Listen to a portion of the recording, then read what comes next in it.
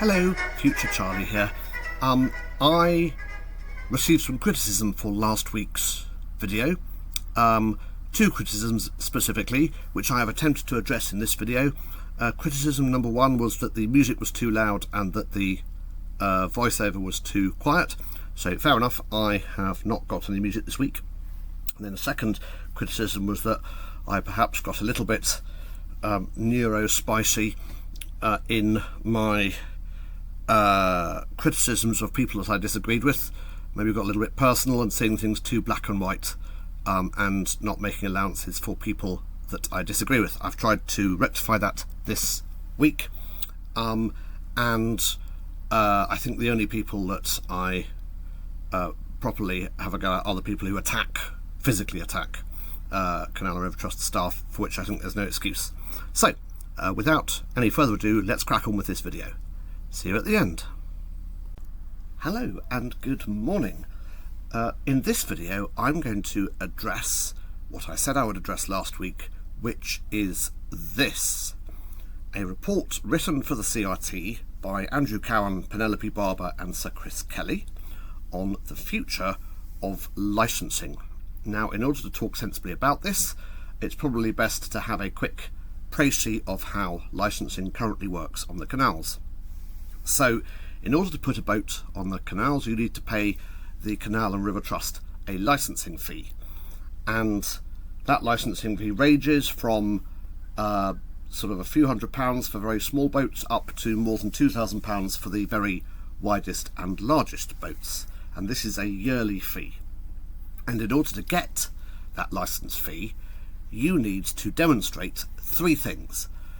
Firstly, that you have a valid boat safety certificate. Don't think there's any problem with that. There's individual problems with the way the BSc is administered, but that's a different question. Secondly, that you have insurance, so that if you hit somebody else's boat, the damage gets paid for. And then thirdly, and most contentiously of all, there are the mooring requirements.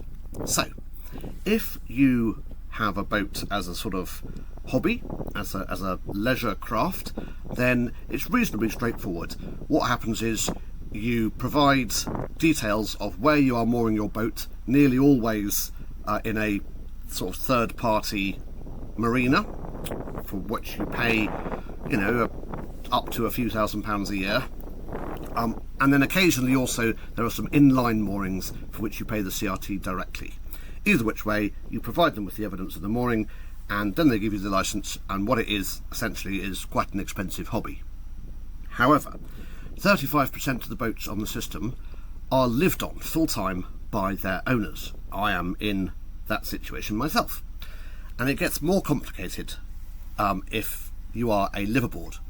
Firstly, you can live on a residential mooring in a private marina as before. They tend to be very difficult to come by and very expensive. They range from about £4,000 for the cheapest liveaboard mooring up to about £12,000–£15,000, and they are absolute hen's teeth to find. So most liveaboard boaters do what I do, and they continuously cruise, which is good because it costs no pounds. However, you have to abide by the continuous cruising regulations, and therein lies a big problem, and in fact a big failing of the CRT, which is that it used to be that there were some hard and fast rules about how you must move on. So you don't take up the good moorings, you don't take up space on the towpath that isn't yours, and you don't just sit somewhere in a slowly rotting boat forever and ever and ever. A few years ago, the Canal and River Trust changed their rules, and they want you to do what they call bona fide navigation. The problem is that there is no definition of bona fide navigation. The Canal and River Trust say you must be on a genuine journey, and they give some examples, so they want you to move on every 2 weeks to a different area, but they don't give any hard and fast rules about how much you must move on, what a different area is, how far you have to cruise in a year. People make up these rules themselves. They have a tendency to say 1 kilometre and 20-something miles every year or something, but that's not actually in the rules at all. So what we have is a licensing mess, really, where nobody who lives on a boat quite knows what the rules are about moving on, and this leads to a lot of bad feeling between boaters and the CRT. In particular in places like London and Bristol, where they are very, very overcrowded. People feel that they have a right to live in a particular area on the canal, which, let's be clear, unless you pay for a mooring, you do not. And people feel that they can't meet the licensing requirements, that they are very opaque, and that you get enforcement letters from the Canal and River Trust when you don't know what you've done, and there's no particularly good appeals process. Now, I've never had a letter from the CRT. I communicate with them. I move on regularly. I go out of my way to keep a cruising log with photographs. I make it available to the CRT, and I communicate with them. However, lots of people don't do that, and a big problem is that there are a lot of people that are evading their licence. A lot of people, and rising. Currently 15% of all boats on the system are not paying their licence properly. So this report is here to address that. It is a very comprehensive report and very long, and so it seems sensible to sort of break it down into the main recommendations that the report has made. So firstly, in talking about boat movement, they have made the recommendation, which I think is sensible, that there is a definition of moving your boat and continuous cruising, and that definition does not include the need to be on a genuine bona fide journey, because frankly nobody is. That's a total fiction. They suggest that 14 days to move on, and then move on at least 2 kilometres and span an area of 50 kilometres in a year, which is more than people assume is the current rules, but it doesn't seem totally onerous to me. One key thing is that they've removed the nonsense about having to turn around at the end and then not go back to the place that you were before. You've got to muck around at the end of a journey, turning around and going back to a different place that you were more than 6 weeks ago, blah, blah, blah. I mean, it's nonsense. So that seems reasonably sensible. Ideally, I wouldn't like it to be 2 kilometres and 50, 2 kilometres every 2 weeks and 50 kilometres in a year, but, you know, it is what it is. The next section that they make recommendations about is in enforcement. And it does remain the case that the Canal and River Trust have got very, very limited legal powers to enforce anything at all. For example, you can behave as badly as you like. You can physically attack Canal and River Trust employees. You can refuse to pay your licence. You can be incredibly antisocial, and people have and are. And the Canal and River Trust cannot refuse you a licence however badly you behave. Even if you have not had a licence for the past 10 years and refused to move on, you still must be issued a licence. The Canal and River Trust doesn't have a lot of legal powers, and the Commission recommends that they should seek more legal powers to do things like towing boats away that don't pay their licence fee, and issuing civil fines to boats that don't meet the rules. I think that's all a good idea, so long as the rules are incredibly clear, enforceable, and, you know, meetable. There are some madder ideas in the report which I don't like, or at least which I just don't think are remotely possible to enforce. They want the CRT to seek the legal right to enforce trackers on boats that don't meet the requirements. I think tracking somebody's home is not likely to be a legal starter. Good luck getting that one through the courts. Although it's worth pointing out, isn't it, that if you live in a house, I mean, you're basically trackable because your house doesn't move. But anyway,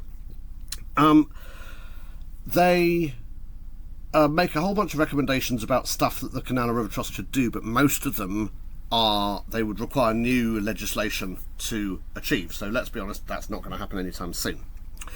The next section is about the Trust's relationship with boaters, and they acknowledge in the report that the Trust has got like a really dodgy relationship with some boaters, particularly with the National Association of Boat Owners that they regard the trust with suspicion, and that they are likely to regard anything that the trust says or does as worthy of criticism and so on. And they acknowledge that. Interestingly, they specifically acknowledge in the report that it's actually dangerous for some trust employees, that some boaters are being beyond aggressive. In any case, they make the recommendation that the trust should be a lot more transparent about the way it deals with boaters, that it should have active conversations with the IWA and NABO, and also other organisations and individual boaters. And I think that could only be a good thing. Moving on, the report issues its verdict on places where there are limited capacity for moorings. Now, this is basically the major problem with licensing in the UK at the moment. So specifically in London and in Bristol, there are whole colonies of places, and I've been to have a look at them, where there are essentially no boats with licences and a group of boat owners who are sitting there saying, you can't enforce the rules, so tough, no. And that is then disadvantaging the people who live in London who want to obey the rules and who want to move on, but they can't move on because within 3 days, cruising in any direction, it is absolutely chocker with boats. Now, what this report doesn't provide is a solution, but it does suggest that the CRT should consult on a way of differential licensing. In other words, charging more to be in London and Bristol than to be in, say, Milton Keynes in the middle of nowhere. And I know that's not popular, but I think it is probably a sensible idea. They call it demand management. The last thing that the report talks about is how all this could be achieved. So again, talking about changing legislation, which could take some time. They talk about having a requirement on anybody that operates a slipway or a crane or whatever to check that the boat is licensed before it comes out into the water, before it goes into the water. They talk about other things that they could do, and they talk about having a less computer says no approach to licence enforcement and a more human approach, which of course costs money because you have to employ humans. It has to be said, overall, I think this is a very sensible report. I'm aware that there are some people that are extremely against, well, basically all of it, just because it says CRT at the top. But with a couple of things that I think are never going to happen, no one's ever going to track boats. I can't see why it would be unreasonable to enforce the idea that if you want to be on the canal, you have to pay the licence fee, particularly as 15% of people don't bother paying it, and the licence fee covers somewhere in the region of 12% of the actual cost of having the boat on the canal. I mean, it's fantastically good value. The Canal River Trust has said that they are minded to accept the report in full. Now, I don't know exactly what that means, because some of it is, not acceptable in full. I know I keep on banging on about it, but, stuff like, we could change the law such that this. Well, sure, you could change the law such that all employees can fly and they all have jetpacks, but it doesn't mean it's going to happen. But I think it's a really good first step. The report also makes it clear, and this is going to be an interesting one, that if the CRT makes steps towards the more recalcitrant boaters, the more recalcitrant boaters are going to have to make steps towards the CRT. And they are very clear that if they do not, that the ultimate sanction should be that they are not allowed on the canals. And again, this may sound harsh, but when you get down to it, I think that's what's going to have to happen. So if all of the boats that didn't pay their licence fee did pay their licence fee, the Canal River Trust would have an extra £5 million a year, which should cover the cost of communicating better with boaters and having a less computer says no approach. If they do not pay their licence fee, then the Canal and River Trust should have the power to remove the boats. That's about 5,000 of them, okay? So 5,000 boats off the system. although it's 5,000 licence fees not paid every year, it's not 5,000 different licence fees not paid every year. So if you removed 5,000 boats from the system that weren't paying their licence fee, you wouldn't have 5,000 next year, you'd have many fewer. But honestly, I think the CRT should do that. And remove the boats and have a scrappage scheme and scrap the ones that can't be saved and sell the ones that can, claw back a bit of money this year, and leave the canals for the people who pay their fees. I'm aware that sounds dreadfully right-wing, doesn't it? I'm not normally right-wing, but I think on this occasion there is an element of people taking the piss. So, that is my take on the report. The report is available. I will put a link in the description. It's an interesting read. Go and read it all whatever it is, 80-something pages of it, and you will find some bits that are nonsense, some bits that are extremely sensible, and some bits that just make you cross, assuming you're somebody who does stick to the rules. In any case, I hope you found this interesting and edifying, and I will speak to you guys next time when I'm doing something a bit more fun, like a photo stream of old canals or similar. In the meantime, if you like my videos, please do like and subscribe. Goodbye.